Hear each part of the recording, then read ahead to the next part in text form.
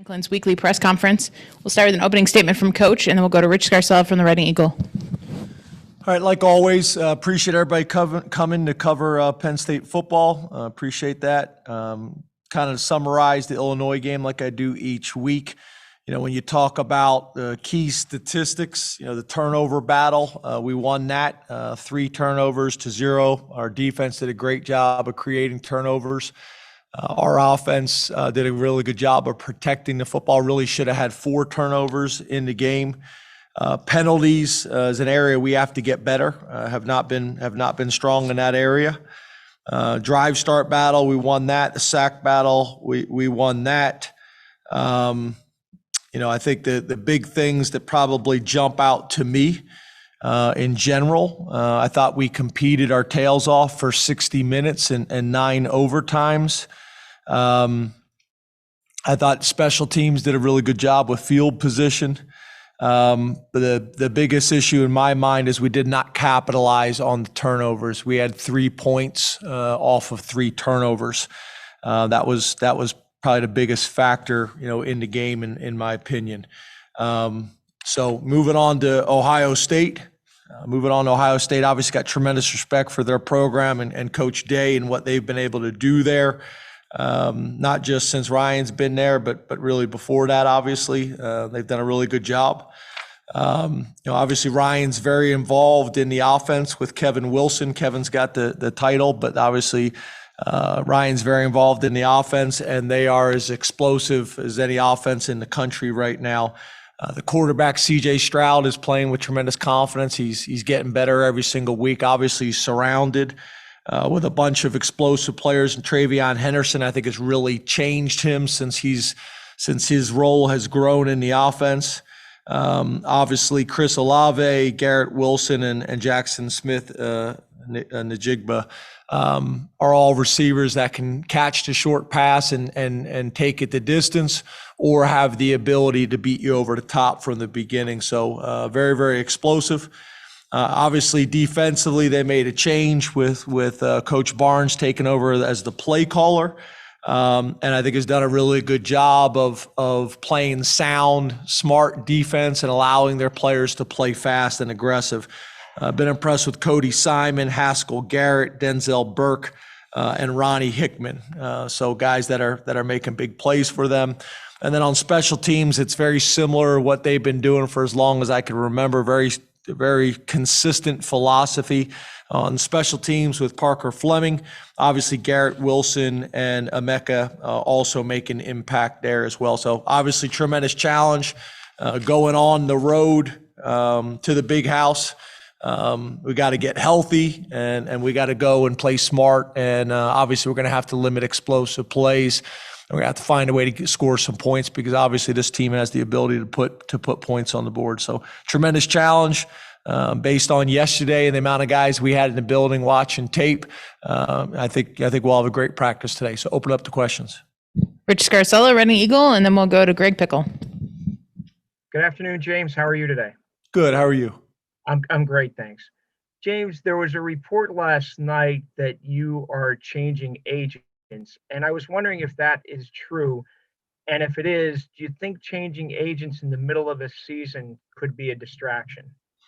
Yeah, so I'm glad you asked, Rich. First of all, as you know, my response completely focused on our season and our team, and finding a way to beat Ohio State and be 1-0 this week.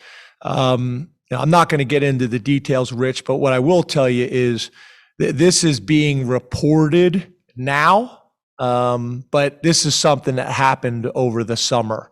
Obviously I didn't make an announcement. I don't know anybody that ever does when that happens. But this is something that happened over the summer that's just being reported now, to answer your question. Greg Pickle, Blue Wade Illustrated, and then Mark Brennan. Good afternoon, James. How you doing? Good. How are you, Greg? I'm doing well, thanks. When you went back and watched the film, how did you evaluate what Sean was able to do? And how close is either Taquan or Christian to being a guy that gives you the best chance to win, whether it's at Ohio State or wherever, if Sean is limited in some of the ways we talked about after the game on Saturday? Well, I think the good thing is, as you know, last week we weren't sure. We were trying to kind of see where he was going to be at.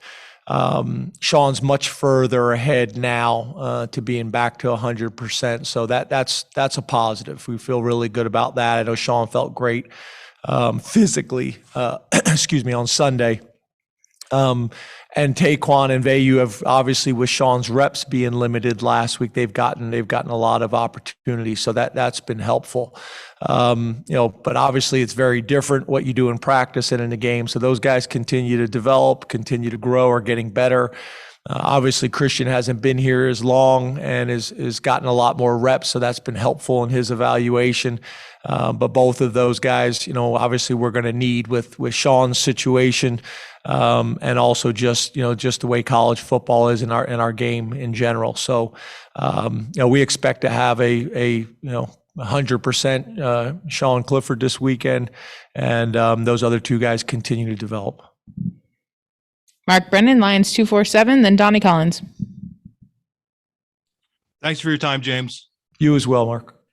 Just following up on Greg's question, you've talked a lot about how important Sean's ability to run is to what he can do overall.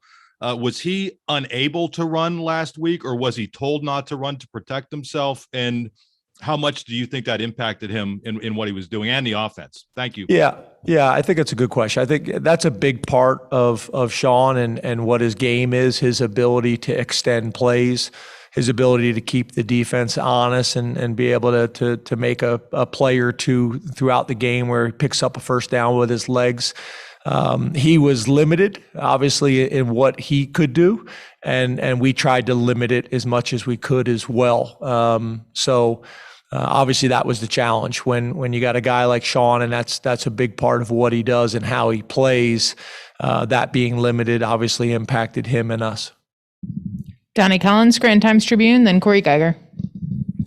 How you doing, James? Hey, Donnie.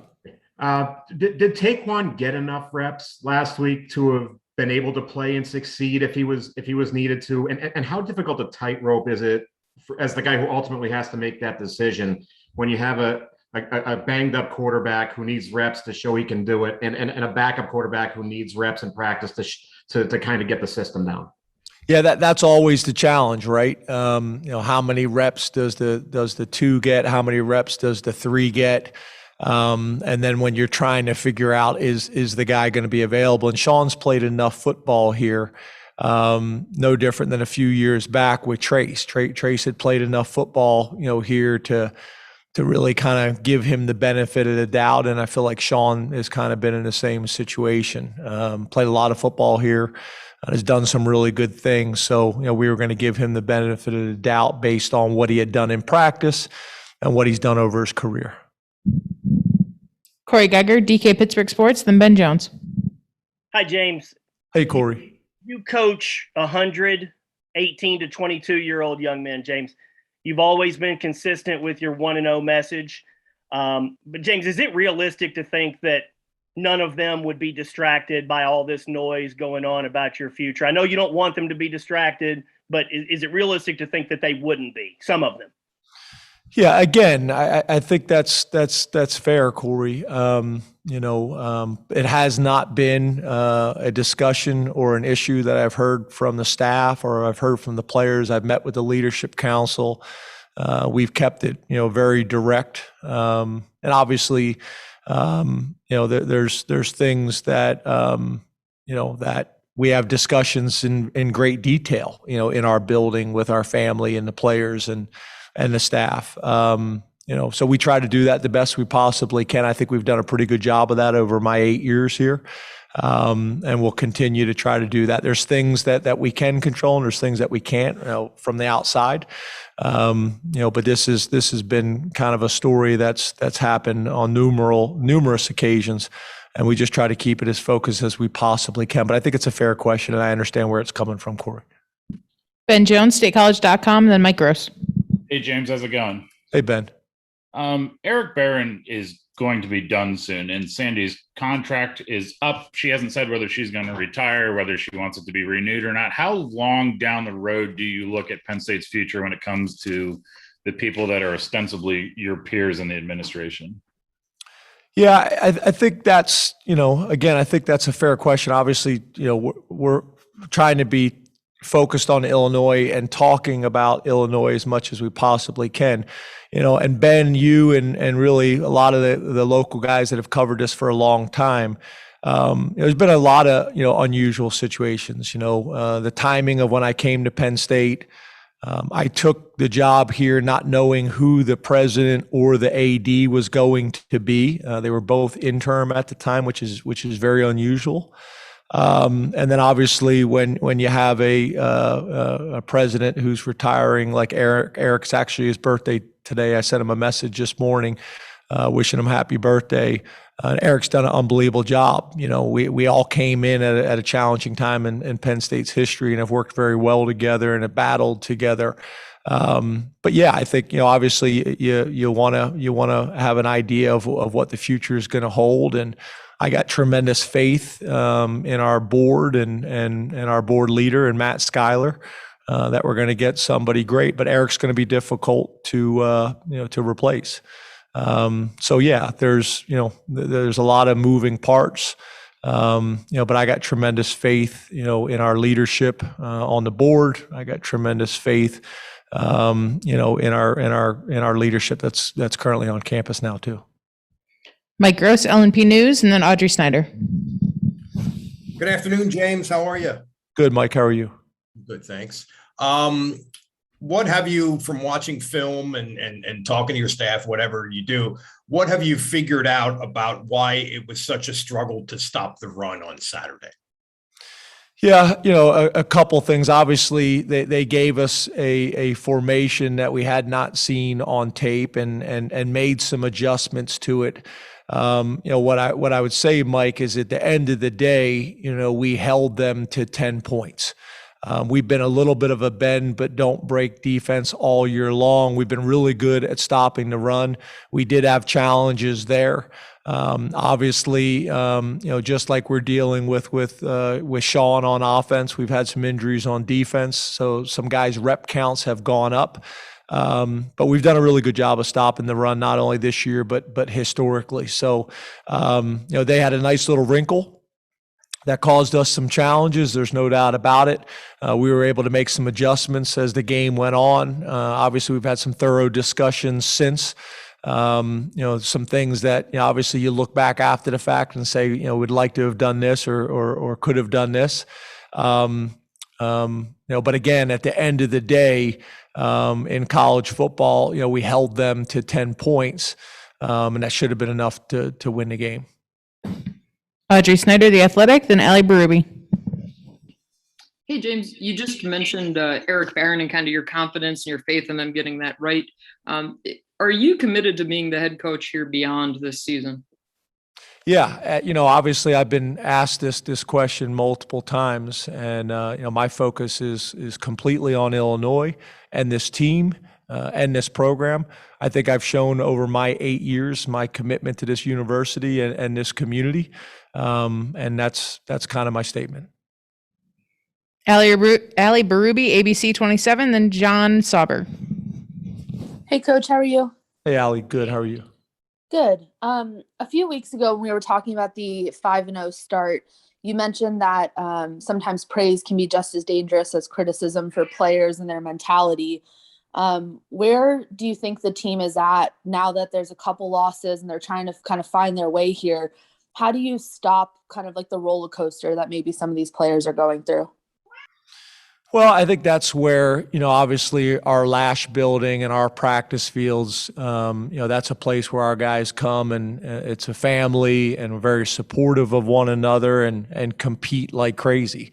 I think that's the thing that we have to do a great job is when our guys come into the building, that's kind of their place.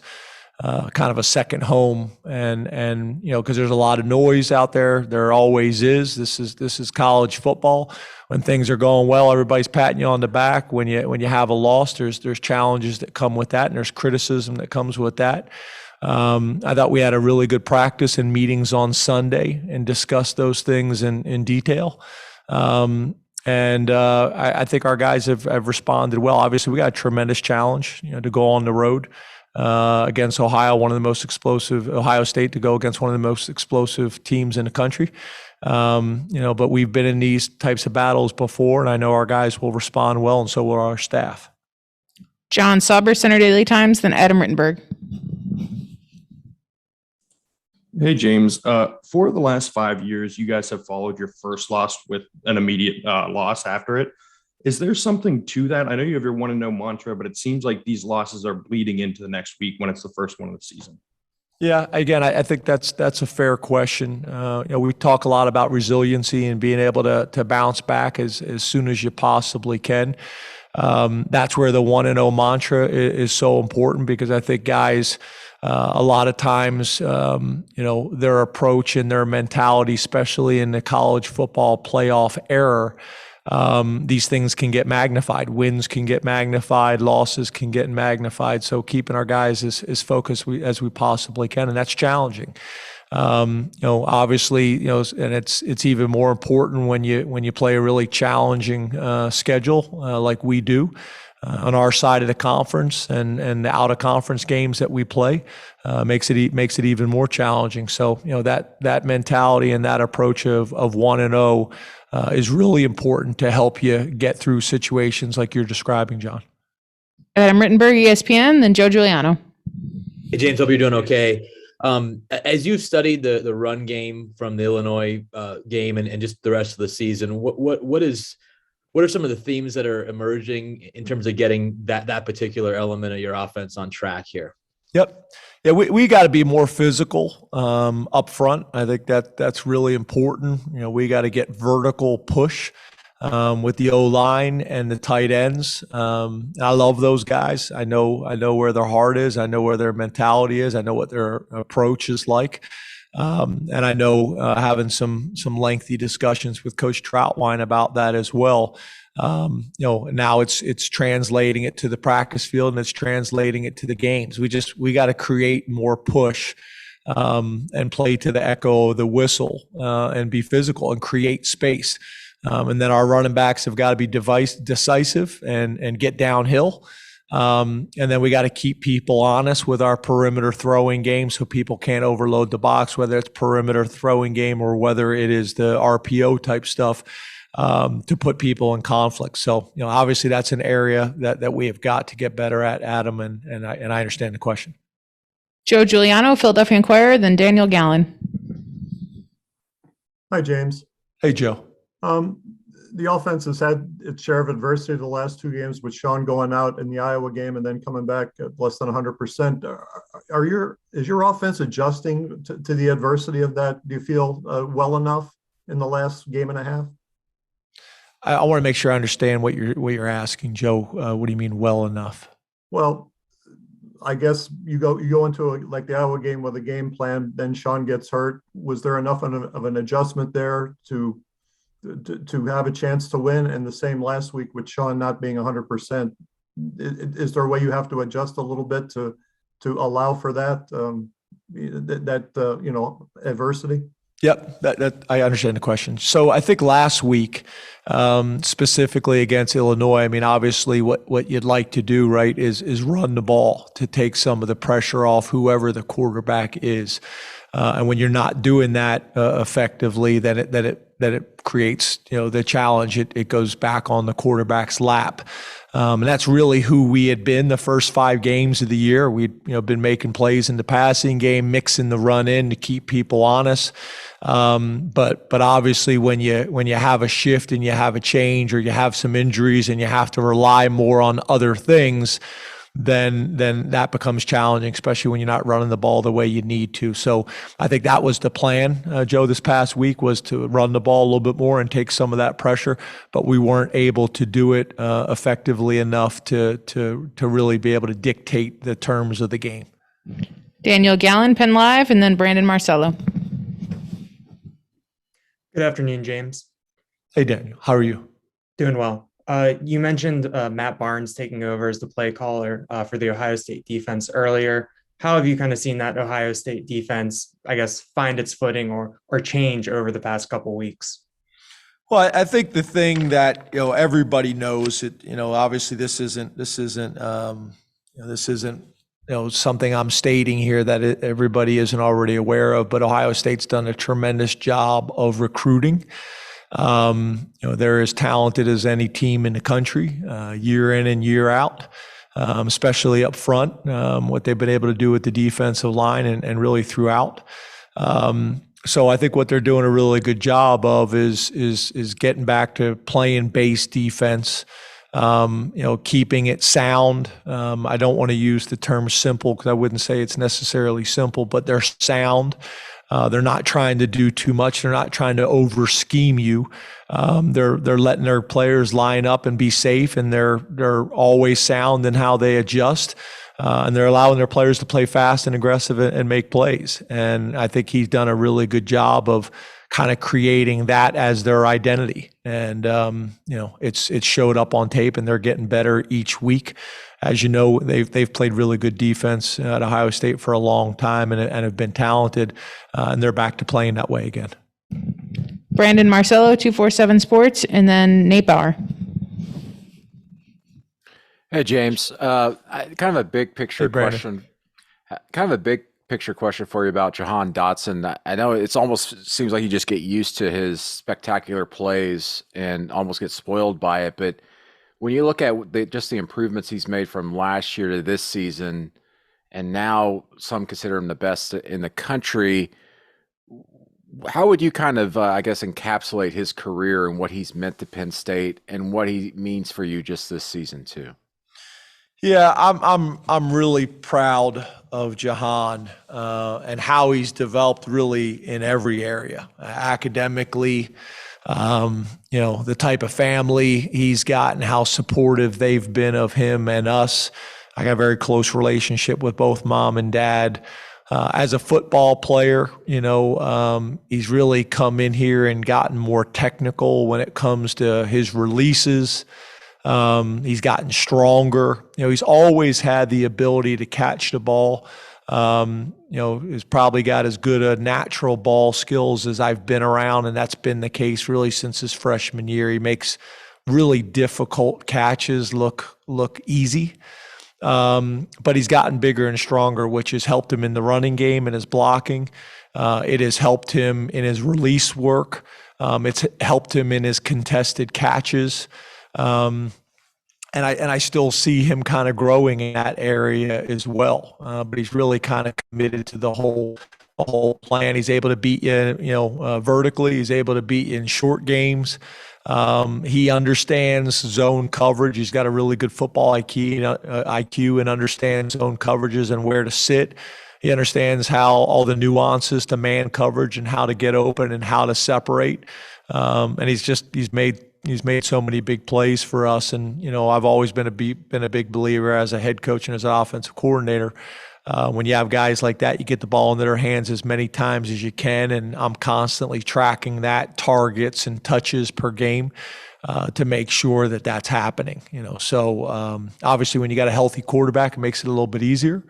But I'm really proud of him. I'm really happy for him. He deserves all the success that he's having. Nate Bauer, Blue 8 Illustrated, then Bob Flounders. Hey, James, how are you? Good, Nate. How are you? Good.